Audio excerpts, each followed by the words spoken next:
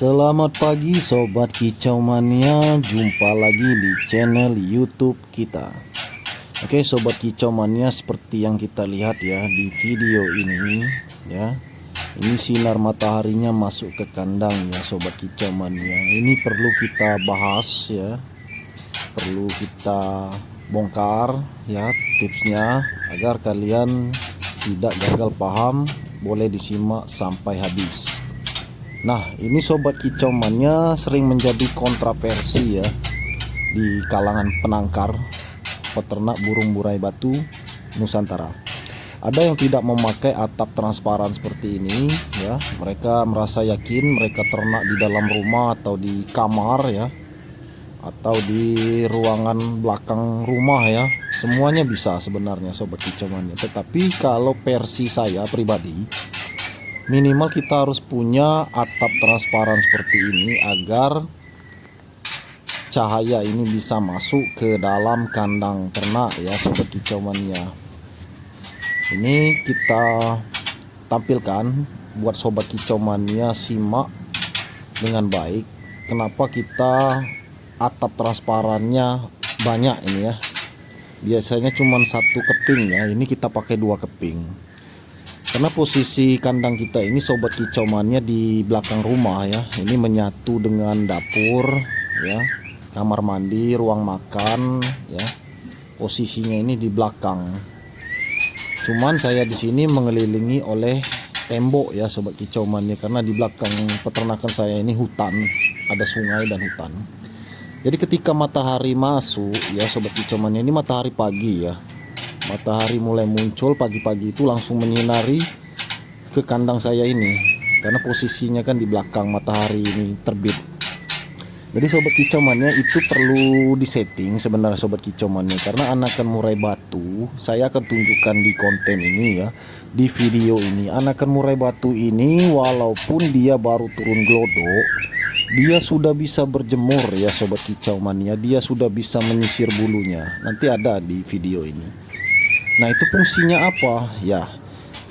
Kita sebagai penangkar tentu tahu ya Sobat Kicau Mania, sinar matahari yang masuk ini fungsinya banyak ya Sobat Kicau Mania ya. Salah satunya membunuh bakteri atau virus ya yang menempel pada bulu anakan burung murai batu ini, seperti kutu ya kan. Kita jangan sampai mereka ini terserang penyakit. Dan kandang kita ini tidak terlalu lembab. Jadi kalau terlalu lembab itu banyak virus penyakit ya Sobat Kicau Mania, kita sudah banyak mengalami juga. Jadi ini awalnya kita ternak, memang kita acuh ya, kita tidak buat seperti ini kemarin. Kita cuman buat satu lubang ya kan, tapi terlalu pendek.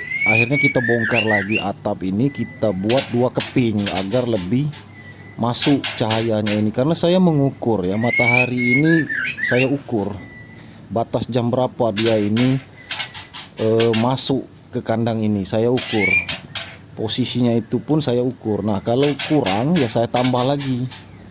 Ternyata untuk di kandang ini ya Sobat Kicau Mania itu dari jam 8 ya hingga jam 10 ini mataharinya masuk langsung ke sini Sobat Kicau Mania ya.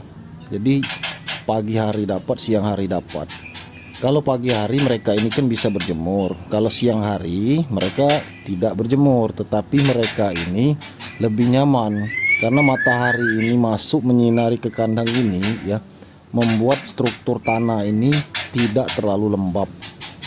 Jadi kalau terlalu lembab itu banyak bau dan penyakit ya, virus-virus berbahaya itu yang mengundang penyakit untuk anakan trotolan khususnya. Ini pelajaran penting buat kita yang loloh indukan ya Sobat Kicau Mania, tolong digaris bawahi, dicatat ya. Ini khusus pembahasan loloh indukan.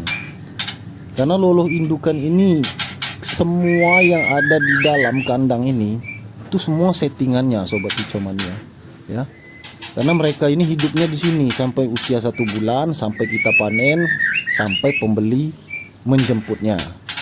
Berbeda dengan lolo tangan, kita tidak usah peduli mau kandang kita kotor, mau seperti apa ya kan. Kita panen umur 7 hari, 8 hari, 10 hari is okay ya. Tapi kalau lolo induk Mereka kan butuh kenyamanan. Jadi kalau di kandang saya ini semuanya serba bersih ya sobat kicau mania.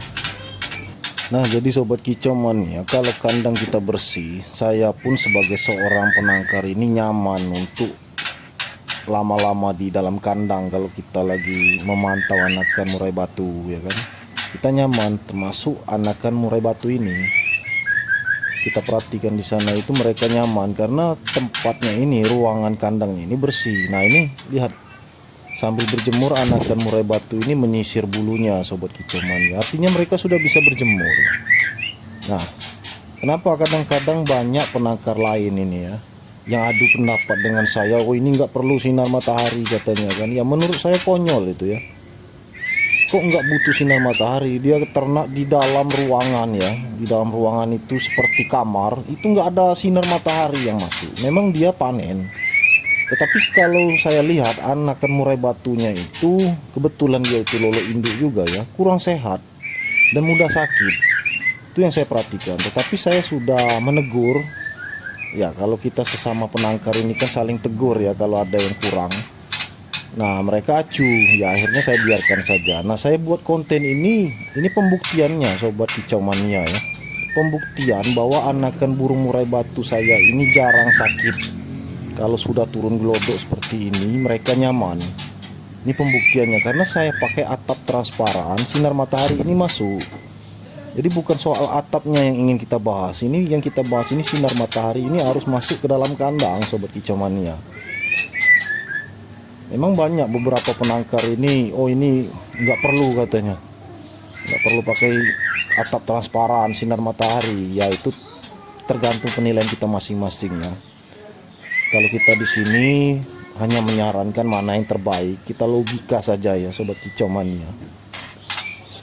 Lagi tanaman aja ya sebenarnya sobat kicau mania butuh sinar matahari, apalagi seperti mereka ini.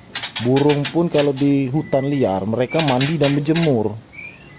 Kok tiba-tiba ada penangkar lain yang ngomong nggak perlu ini sinar matahari ini, nggak perlu masuk ke dalam kandang, tetap panen ya, tetap sehat, dia yakin tetap bagus anakan murai batunya. Nah itu suatu saat nanti dia pasti mengerti ya sobat kicau mania. Inilah tujuan kita membuat konten ini, agar kita paham situasi di kandang khusus lolo induk.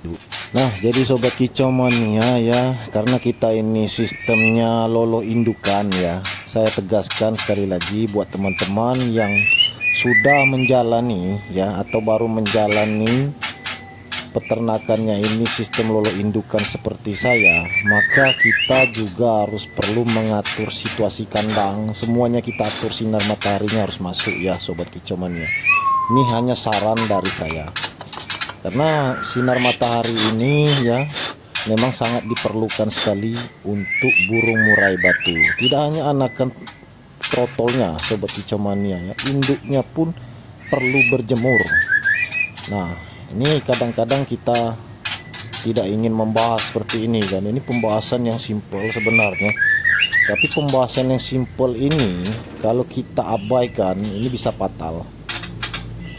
Jadi ini untuk kebaikan kita bersama sobat kicau mania, kita kaji lebih dalam ya, kita belajar dan kita bongkar lebih detail lagi ya sobat kicau mania. Seperti yang saya bahas ini, konten-konten saya ini akan saya bahas lebih detail lagi ya.